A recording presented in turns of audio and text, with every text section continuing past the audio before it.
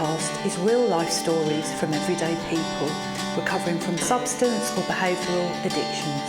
Please visit the website www.lifeinrecovery.co.uk for social media links and a range of books by your podcast host and author, Ren Coy. Hello and welcome to the Life in Recovery podcast with me, Ren Coy. It's almost Christmas, so Merry Christmas, but I know that this is a difficult time of the year for many people, especially those suffering with alcohol and addiction issues. So all I can say really is, get to a meeting, make sure that you're not alone at Christmas. If you need to be amongst people, be amongst a spiritual assembly, reach out to family and friends, use social media, just ask for help, and there's always going to be somebody that will extend the hand of friendship and fellowship. And speaking of Facebook, I hope that there'll be a lot of new listeners to the podcast, so welcome. I've just set up a new Facebook page, and I've been communicating with lots of people who have been giving me words of encouragement and words of praise also. I've had some really good conversations this week, and one person in particular who's interested in me going over to Spain next year to be involved in ayahuasca retreats, do some work pre-ceremony and post-ceremony that will help with integration after the ceremony itself. So, I'm really excited about that. And this podcast is really a special one for me because it's with a great friend of mine, an old friend of mine, who I met in London nearly 10 years ago now when I first got sober. And Charlie has been sober for 12 years, and he is also a yoga teacher and travels all around the world spreading the message of yoga and the 12 steps in conjunction with each other. And it was just an absolutely amazing conversation, and I hope that you enjoy it as much as I enjoyed talking with Charlie. But just before we jump into the podcast, please don't forget to subscribe on your podcast app. And also, if you enjoy the conversation, please give us a 5-star rating because it will really, really help to spread the message of life in recovery, and it'll attract more and more listeners. And also, just a massive thank you to everybody out there because we did reach our 2,000th listener a couple of weeks ago, which was a brilliant milestone. So thanks everybody for the support, and without further ado, I give you Charlie K.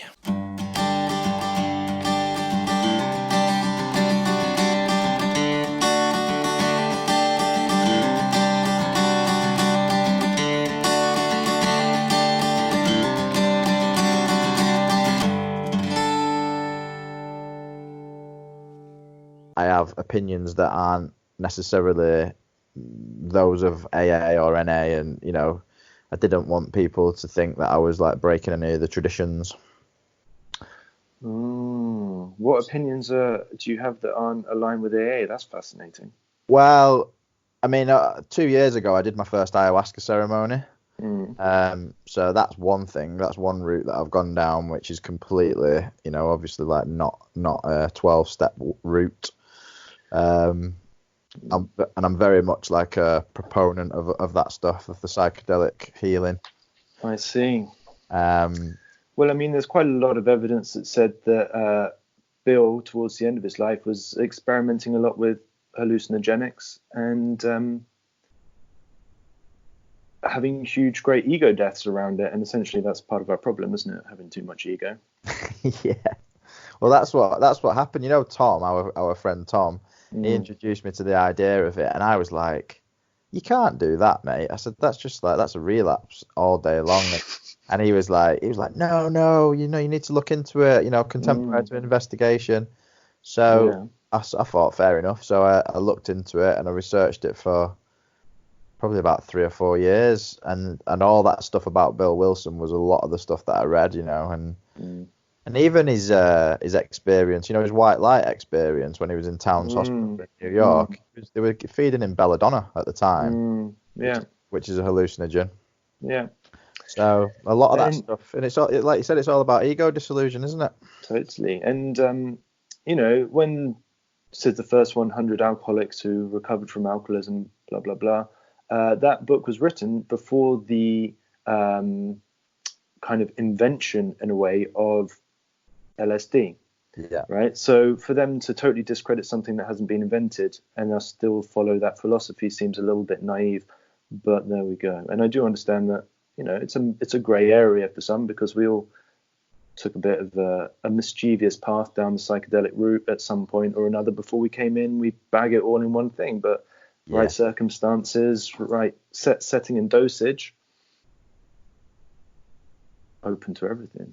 Sound like a man who's potentially experimented himself. Yeah. You've been down that road.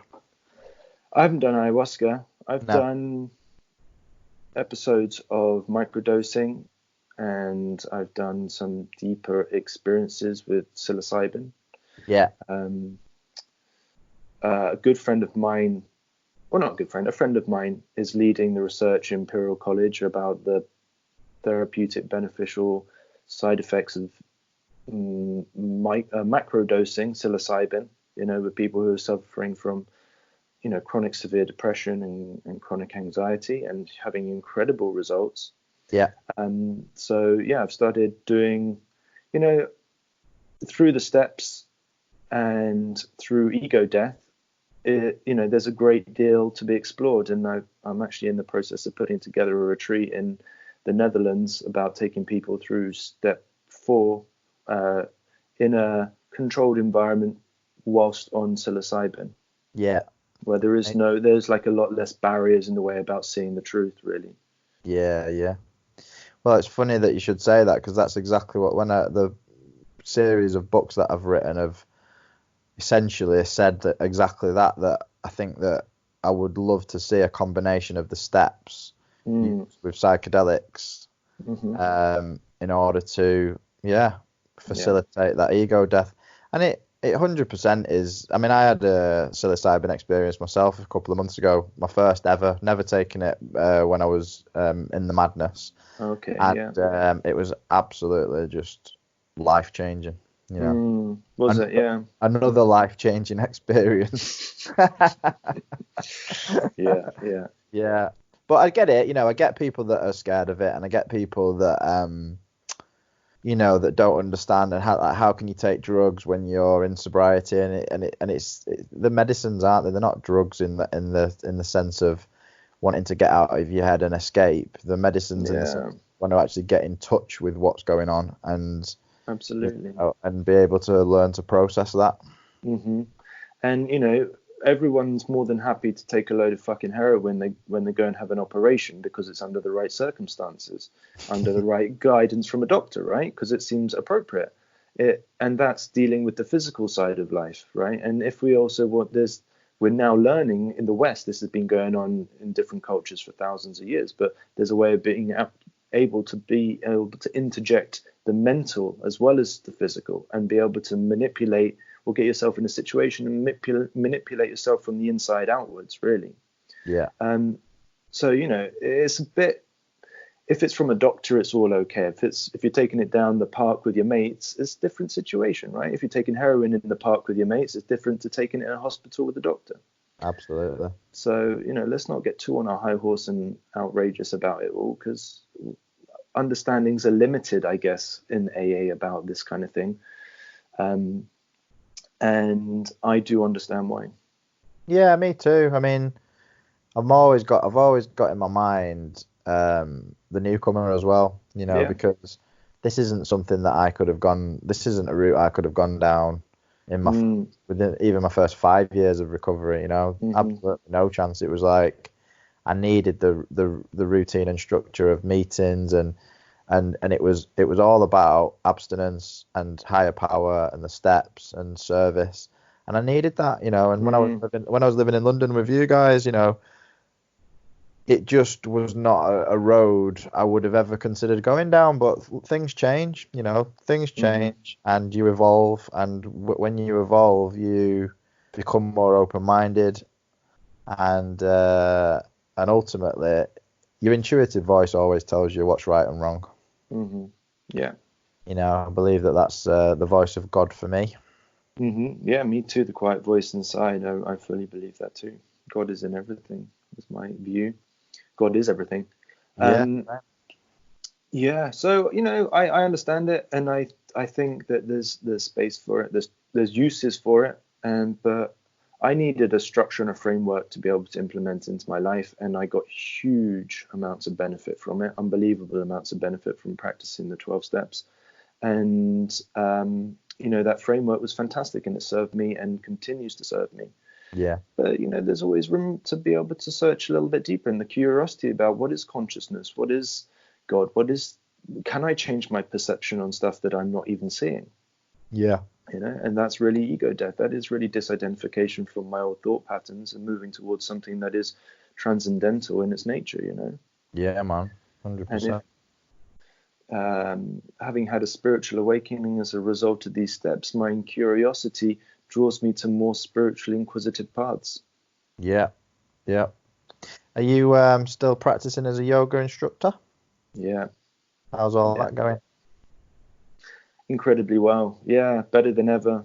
I mean, what my job is to basically shift people's consciousness. That is really what I do.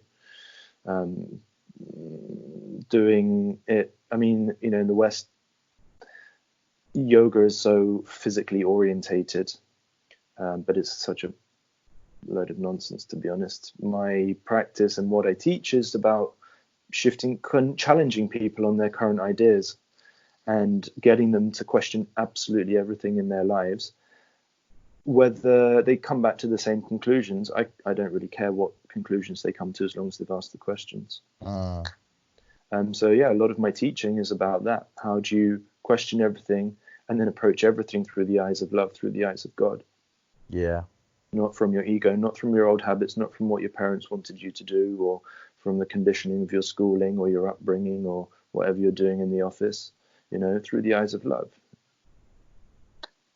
Beautifully said, my friend. And how did you get where? Doing it. How did say again? I said I spend all day doing it. How did you? And let's hear the story of how you got to where you are today, because I know I've heard it loads of times before, but it's a great story, and I'm sure my listeners will enjoy it as much as I do. Yeah, all right. Well, let's give it a go. It's actually it's been a while since I've done a chair. I haven't been to a meeting for a really long time, actually. Okay. Yeah, so I'll let it out. Yeah. Where do we start? At the beginning. Grew up in London in a reasonably alcoholic home. My dad was Irish and came from a reasonably alcoholic family, and my mum seemed to attract the alcoholic. Quite enjoyed that sort of madness in a way, and it wasn't the worst childhood, but there was elements of madness to it. Police were being called, not frequently, but occasionally, and it was unsettling times. My parents' financial situation continually fluctuated, so I continually changed schools. I went to 9 schools in my growing up, so I became quite agile at meeting new people and getting to know them. And that has worked to my benefit in hindsight, but in the short term, it was quite unsettling, really. And I felt that friends were transient, not people who you could particularly rely on, and in a moment they'd be gone or I'd be gone, so it didn't really matter anyway. And then I started at about the age of 12. Well, no, I mean, before that I was always fascinated by this booze culture, and it was something that I wasn't allowed to do because I was too young. But all the adults did it. It seemed like the grown-up thing to do, and I was kind of intrigued by it. And it was taboo, and it was a little bit like mystical. And you want to be grown up, or I wanted to be grown up when I was younger. And so as soon as I could, I started getting my hands on drink. My dad would semi-encourage it, buy me shandies and whatever. And then as time went on, it was hard to buy booze actually where I was. You had to have ID, and I was well under the age, so smoking weed and doing drugs came a lot easier. No dealers asked for ID.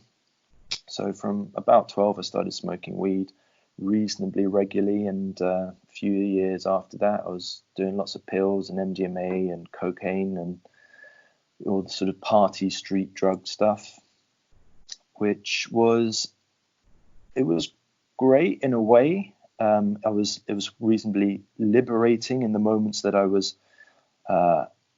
high. But after the first time I took pills, I had this incredible obsession about it. Like, I couldn't shake it out of my head for weeks afterward. I was like, why is not everybody doing it? I don't understand why. This is the way that life should be. This is how the outlook in the world should be. And I couldn't understand why my friends who also did it for the first time weren't totally obsessed by this sort of miraculous substance that seemed to alleviate my internal uncomfortability and make me feel connected with the people around me. All of a sudden, I felt like how I thought I should feel. And so, that obsession led to, wanting to experience it as much as I possibly could. And, I had been brought up in a drinking environment where drugs were really quite taboo. Actually, there wasn't the done thing, and drugs ruin your life. And so I did it all very, very secretly, which really distanced me even further from my parents and from my mum. My mum broke up with my dad when I was 5, and then had a series of other alcoholic relationships, which was just turbulent at home. So always looking to find some sort of escape from home life, whether it being physical or just a psychological escape from the moment through substances. And when I say substances, I often class alcohol as a substance. A drug is just as much of a drug to me as anything else. Just because it's legal doesn't mean that it's not continually it's a mood changing substance. Yeah. So it's interchangeable. It's all the same for me. I then started doing a lot of partying, going to a lot of raves, really enjoying the culture of this sort of underground, semi-seedy but kind of liberated scene of people who seemed to be free and wanted to dance and connect with people in a different way. And I loved that, but I took it very seriously. And, the substance was the main driver for all of the connection and for the experiences I had. And the party would end and I wouldn't be ready to end the party, and so I would move around different spots in London, finding other people to party with, because seemingly I had a bit more stamina, which seemed like a good thing at the time, than some of my friends. So I'd go from one party to another party to another party. It would start on Thursday and end on Monday or Tuesday, and a lot of people couldn't really keep up with that. So I'd have to find new groups of people, and I'd often go to parties by myself and find some people we could just get high with, basically. And then, it all seemed like young, good fun for a while. And then I just found myself becoming very unsettled when I was not intoxicated, and kept looking for more reasons to get intoxicated, as much as I could afford and as much as I could manage. I started acting quite strangely, and drink would always lead me to drugs, which would always lead me to a few-day bender. And that, those benders would become increasingly unpredictable about the length of time or the circumstances I'd find myself in over the period. And it would lead to me losing my jobs and not making family appointments, which jobs I didn't really care about, to be honest. Whatever, I just really didn't bother me. But like letting down my family, I couldn't understand how I could have let these sort of things happen, because although it was turbulent, I really loved my family, and I guess there was an element of codependency which wanted to please them. And I couldn't understand. I was so set on getting to this appointment the next day, and yet I would continually fail to make the appointment, which would lead to a huge amount of internal upset and unrest and self-loathing, really, about that. Guilt, shame. Yeah, absolutely. Yeah. All of it all bundled in, which would be a catalyst to go and drink again, like, oh, I fucking it's 10 o'clock in the morning, I should be at an appointment rather than off my tits on some sort of drug. So then you think, well, fuck it. It's like the real fuck it button. And then you just go for another few days. Right, well, if, I've really messed it up now, how can I escape this current situation? Well, by buying a load more substances, whatever it is, which would, pacify the pain temporarily, and then it would all wear off and you'd have to face the music. Whether it was having lost the job, needing to go and make your apologies, or whether to family or friends. And behavior started to become really quite unpredictable as well. I would often get so intoxicated and pick fights with people who I guess felt threatened by in some way, or trying to just acting very unconsciously and just fulfilling these real low vibrational desires, really. And just in the morning, the guilt, the remorse, the absolute self-damning and shame and self-pity, and the pride and the ego that I did these things, and the yets, I guess, begun to start happening. Getting in trouble with the police, ending up in hospitals, behaving in ways with my friends and with women that I would say I'd never do, and ending up in places and parties which I thought I'd never find myself in, and then get desperately, at the age of like 20, 21, 22, I was really over it. I couldn't cope. I couldn't live my life anymore really like this, and I felt incredibly suicidal when I was sober.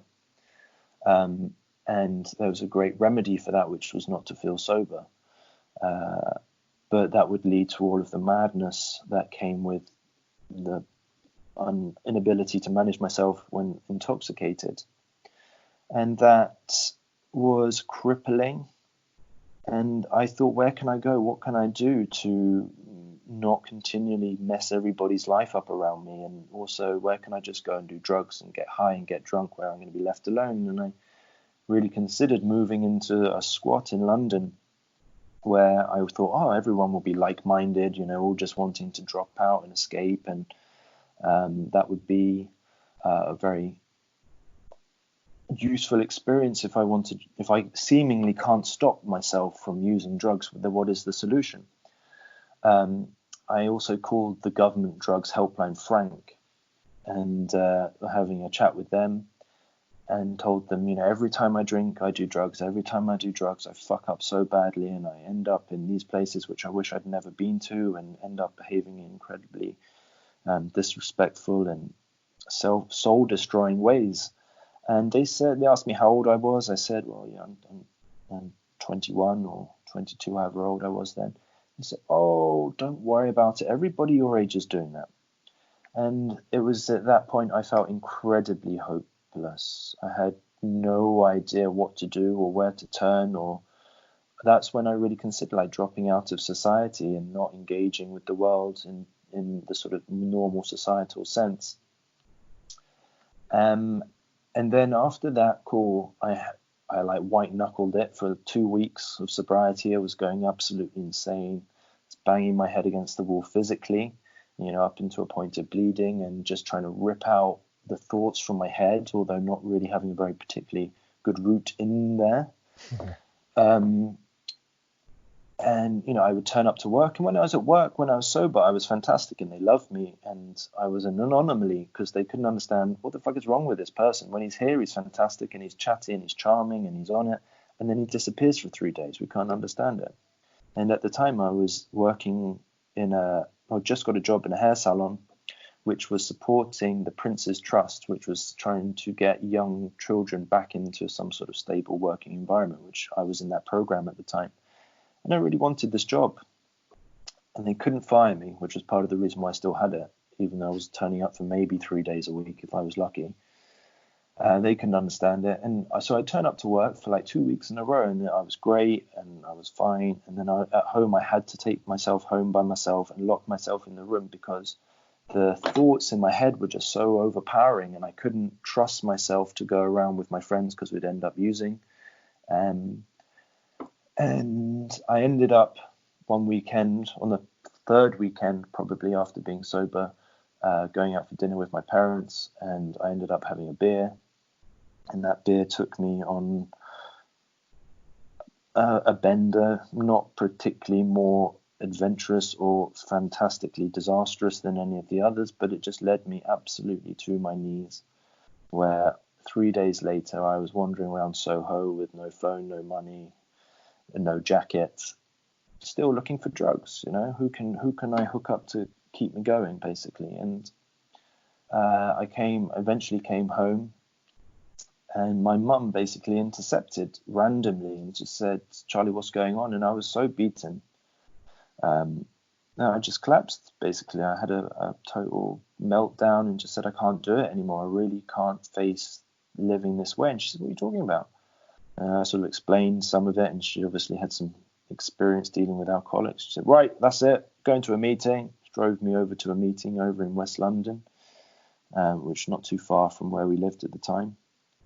And it was two chairs at the meeting, and the first I can't really remember, and the other guy I also can't remember, but it was in a nursery school, and we sat on these really tiny fucking chairs. I thought, where have I come? This is mad. I know that meeting. Yeah, you know that one, right? Yeah. And there was a guy behind me who was obviously having a bit of a hard day, and he was saying, "I just want to fucking get on the bus with a shotgun and shoot all the fucking kids." I thought, oh my God, where have I come? And I quickly left that meeting as soon as I could, as soon as it wrapped up, and I didn't have a drink again from that meeting, although I didn't get to a meeting for another 2 weeks, where I ended up to this meeting. This guy said, "If you want to know any more about sponsorship," and I was pretty curious. I wanted to stay sober, and he said, "Sponsor is a great way of being able to work through the program and stay in the middle of the bed," which is also a bit of a weird expression. Yeah. But, so even though you heard this guy talking about shooting kids on a bus, you still came back. I still came back. Yeah, I still came back because my uncle had been sober for 20 years going through AA. Yeah. And so I'd known that it was something. I'd known that it could get people sober, and my uncle seemed to be doing all right. Yeah. For the majority of the time I'd known him. But it was a period when I was 18 that I went to go work for him. And I was 18. I was high as a kite for most of it. And I thought, this poor man, he hasn't had a drink or a drug for 20 years. What a fucking ball ache is that? So over the period of time I was working for him, I was also living in his garden. We started talking, and he was interested in like magic mushrooms and ayahuasca and ketamine, and all these sort of things begin to intrigue him as I talked more about it, and ended up basically giving him some. And this is following on from our conversation earlier, really, is how the setting and intention is so important, because off the back of that, he's basically relapsed for the last 15 years, probably. Really? Yeah. And he lost his business, he lost his house, he lost his wife, he's lost it all. He lives in Gibraltar trying to dodge the tax man currently.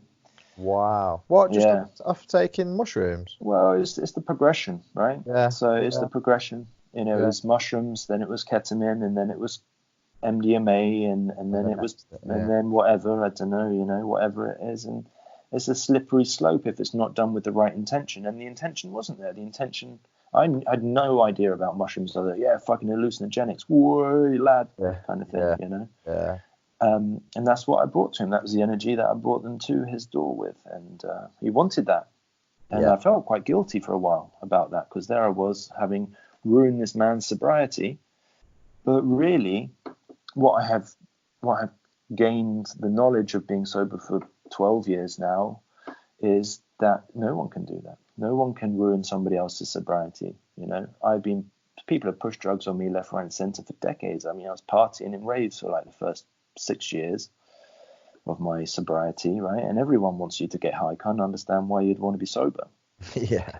But it was my decision to take it or not to take it. And I chose, actually, with the grace of God, and having had an experience that I thought was actually significantly better than any drug that they're offering, I decided no.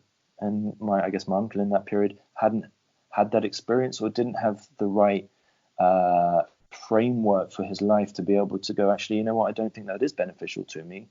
And maybe I was a really good salesman on the psychedelics of, magic mushrooms or whatever, I don't know. But who knows? The thing is, who knows? It's you don't know the reasons why people relapse, and if they relapse, it's their life, isn't it? It's their absolutely story. Yeah, it really is.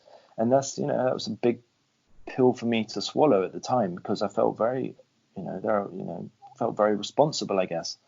But as I said, in hindsight, it is totally down to the individual, and their practice and their work and their ability to navigate their own emotional field, which dictates whether or not they'll be able to pacify themselves or need something else to pacify them. And we get given fantastic tools with this program. So.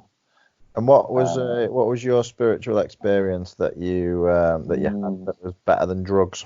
Yeah, right. So coming into AA, finding a sponsor who was great in a way. I mean, I didn't really do any work with him, and I kept hearing in the rooms, find somebody who's got what you want, find somebody who's got what you want.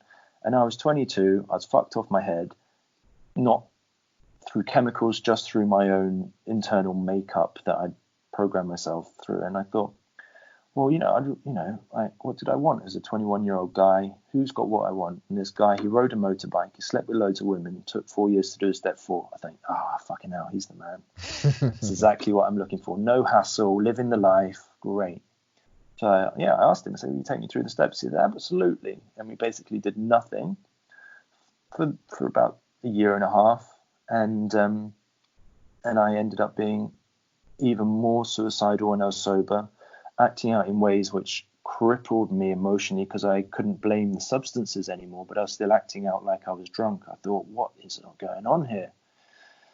And I had a real breakdown. I was going to commit suicide, but I was a little bit too scared. Or I was going to go drinking, which was even more terrifying. Yeah. And this was a year and a half sober. I thought, what is going on? I blamed everything on the booze. And realizing that actually it was me who was the problem rather than the substance was a big awakening. And this is the story that I always like to tell. There was this girl who came in about 6 months after me, and she was hugely overweight, like hugely, had a big eating disorder, and she spent 6 months crying and just looked miserable about the whole fucking thing. And I thought, oh God, that's disgusting. I want nothing to do with her, obviously not getting this program at all. There I was in my ego. And then 6 months later on, she'd been sober a year, I'd been sober a year and a half, and I was basically in bits, sat outside a meeting, trying to pluck up the courage to commit suicide in a way, just so disgusted with myself.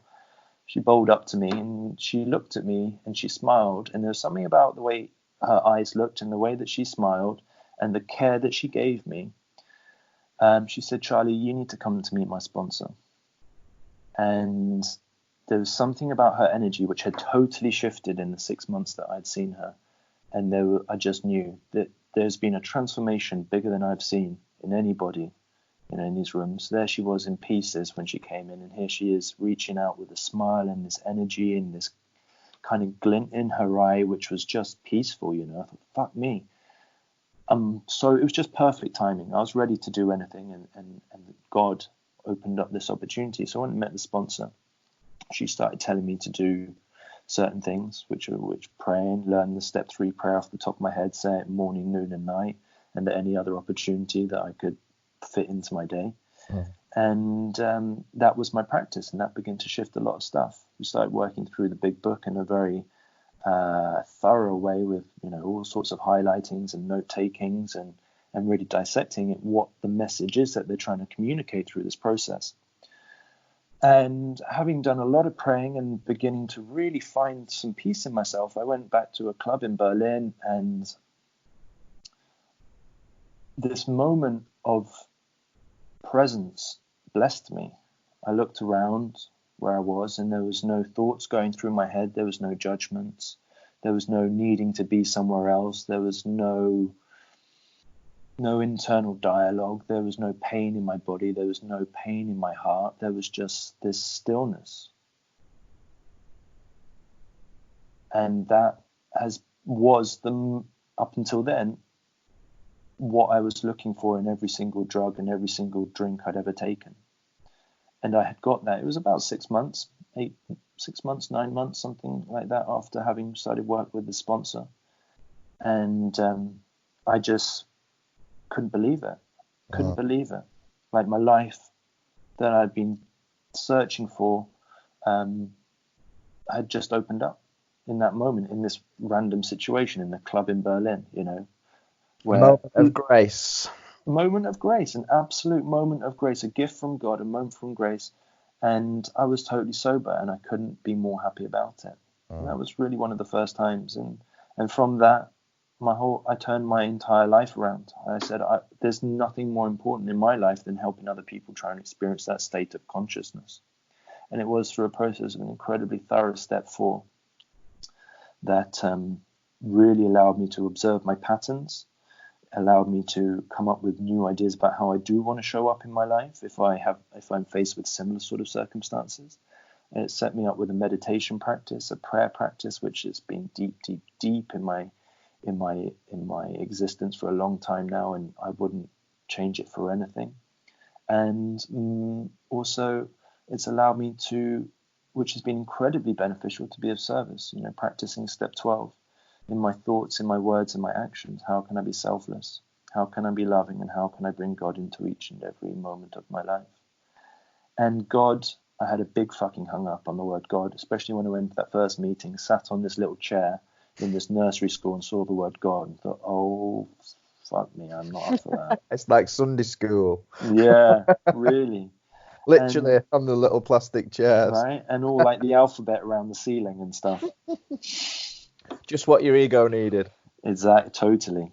And so my concept of God is my concept of God. It is not a guy in the sky with a beard sitting on the throne with some sort of royal prerogative.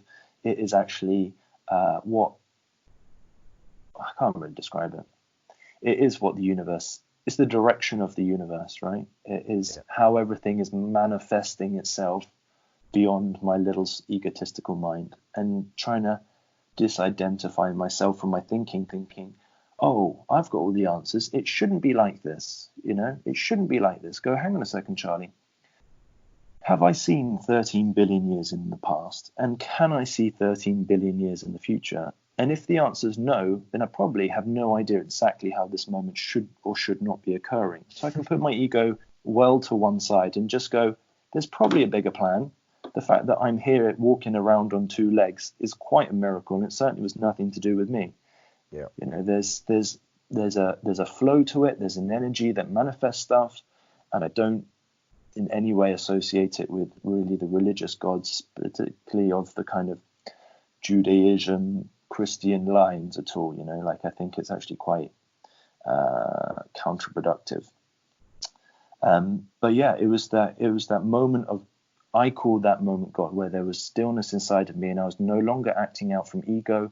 I was no longer acting out from fear. I was present, and I was no longer affected in that temporary moment that lasted, moments, not minutes, right? That's all you need, though.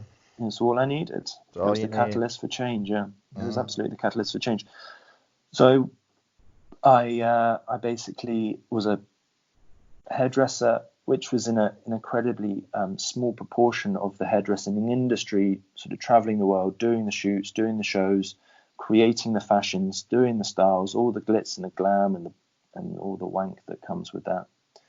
And I thought, hang on, if what I really prioritize in my life is to try and bring people into a state of continual consciousness, what am I doing in my day to day?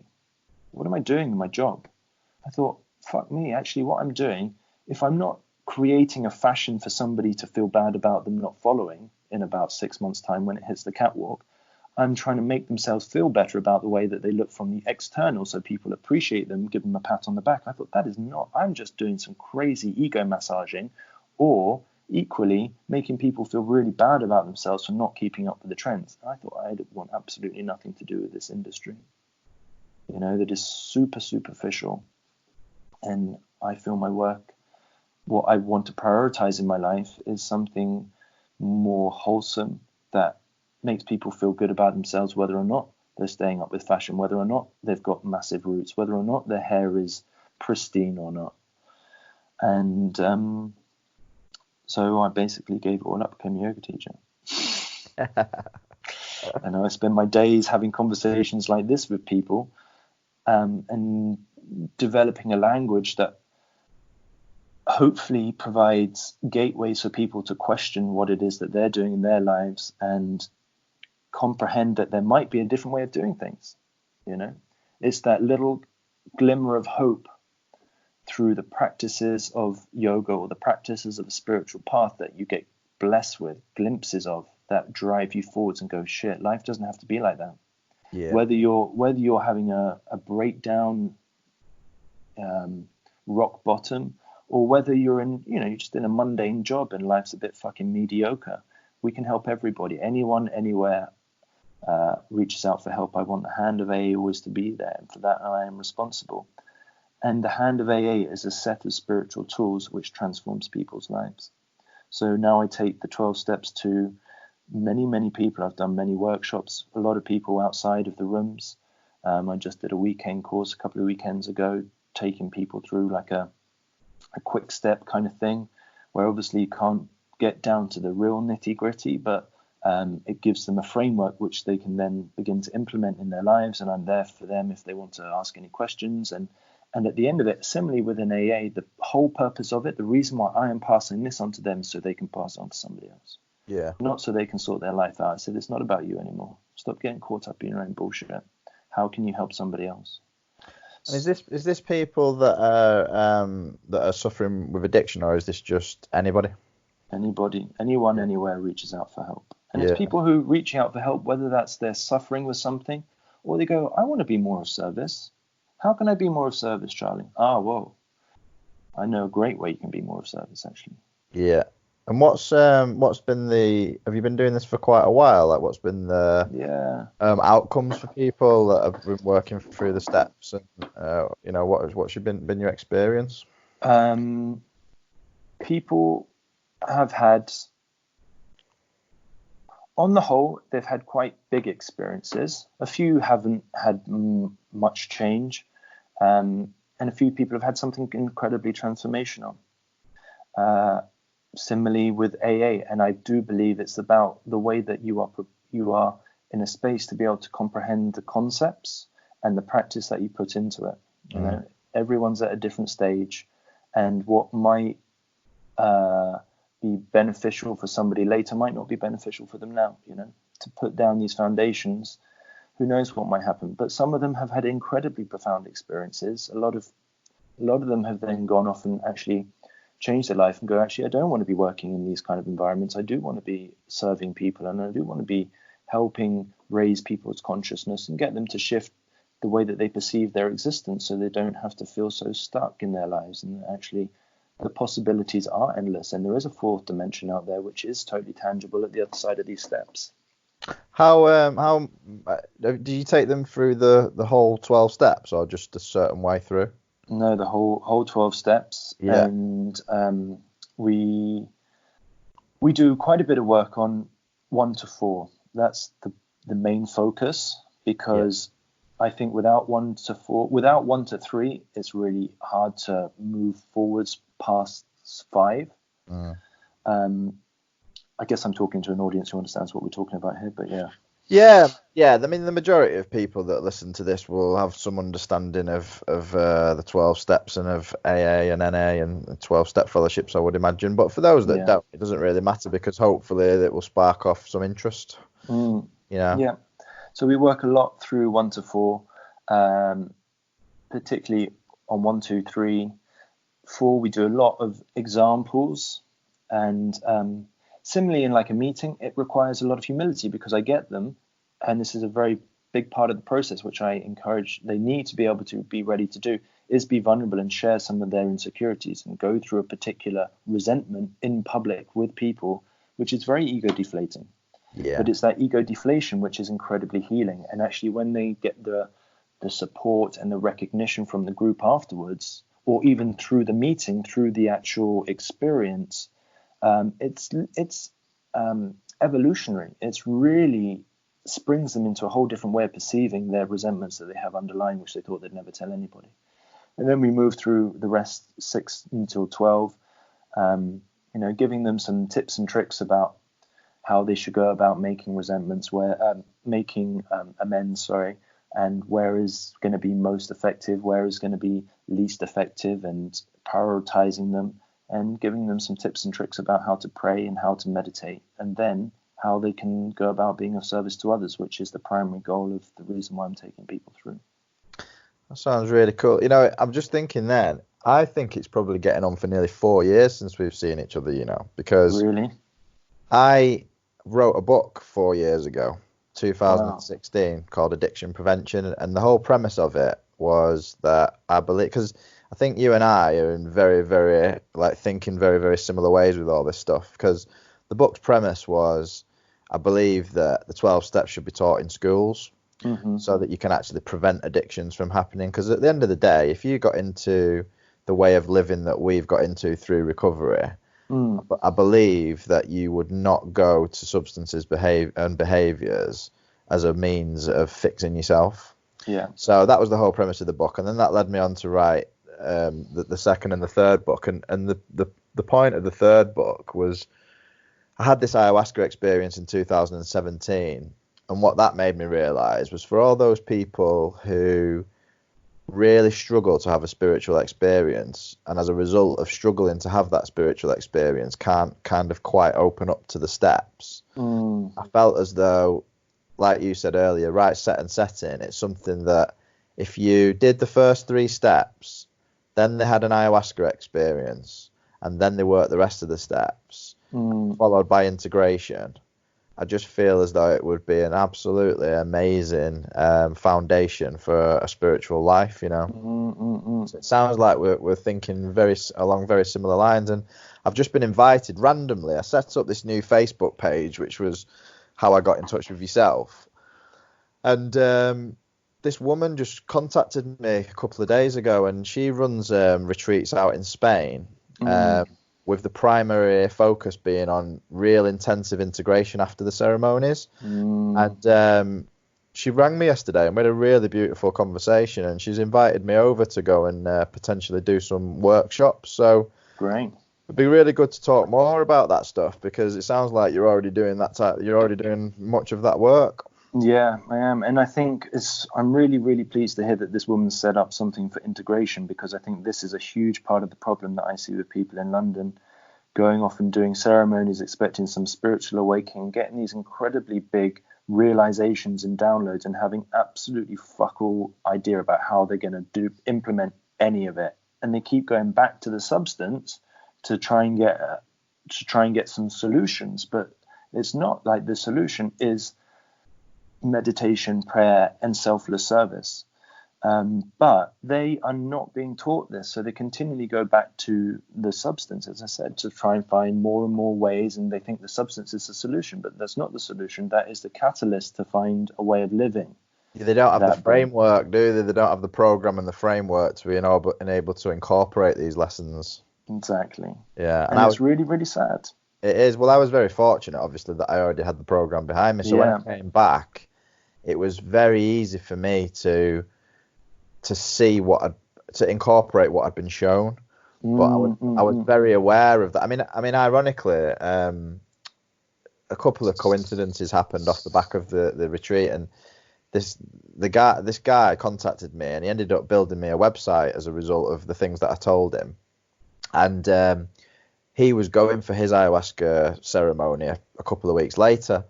And long story short, he went to the same place I did, and he had his first ceremony, and it literally took him to kind of the depths of hell, and it just freaked him out. And he didn't do the second ceremony, even though he was advised to do it. Even rang me, and I said, look, you need to do the second ceremony because that will put you back together, and then you need to stay and have integration afterwards. Anyway, he didn't do any of this stuff. And it set him off. It set his mental health issues off. And he went, he had I think over a year, maybe even 18 months of just a horrible, horrible depression as a result of doing this. And in his mind, he thinks this is all the medicine's fault. But as you've already said, it's not about the medicine, it's about the integration afterwards and Yeah. how you live your life. Yeah. Yeah. With the key to it being step 12, like you keep saying, you know, being of service. That's totally it. Yeah. Yeah. Yeah. I mean, I hear stories like that reasonably frequently, and you know, I think it gives what is quite a useful tool quite a bad name. But it gets a bad name because it isn't the framework around it that allows it to be most beneficial. You know, a load of people doing it fucking in some council flat in East London is not the ideal setting for an ayahuasca ceremony, you know, with your mates. It's got to be something with a much more divine intention and, you know, in a setting that is really beneficial. Yeah. So couldn't agree more, Charlie. And what would you say, so if you had one piece of advice that you could give for somebody who is completely new to the idea of recovery, is struggling out there and you know, and needed to get some help, what would you say? Get to a meeting. Yeah. Get to a meeting. Yeah. Get to a meeting and keep coming back. That's the cornerstone of it. That's the foundation of it. Yeah. Yeah. Don't worry about too much else. And what does life in recovery mean to you? Just fucking chill. It's just chill. It's just chill. It's just totally different from what it was. Life in recovery means just being happy. You know, being peaceful, being happy, not looking for the next exciting thing. Exciting things come whether I want it or not these days, you know, and I think that's because I'm fully ready for it. I don't need to search it. But finding time, peacefulness, recovery, life in recovery, that's a great question. Being of service, helping others, and devote your life to helping others. I mean, that's just what a gift. Yeah, not being so caught up in myself that I've got loads of time to help others. What a blessing. What a blessing. Yeah, amen to that one. Yeah. Cool, man. Well, thanks very much for doing this. Pleasure. Great to see you.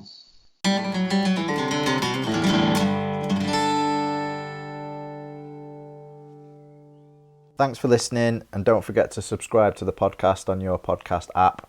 Please visit www.lifeinrecovery.co.uk for links to social media and all my books. And if you've been affected by any of the issues discussed in the podcast, please see links to a range of mutual aid organisations underneath the podcast. If you'd like to get in touch, please email me, rencoy@lifeinrecovery.co.uk. Peace and love, and goodbye for now.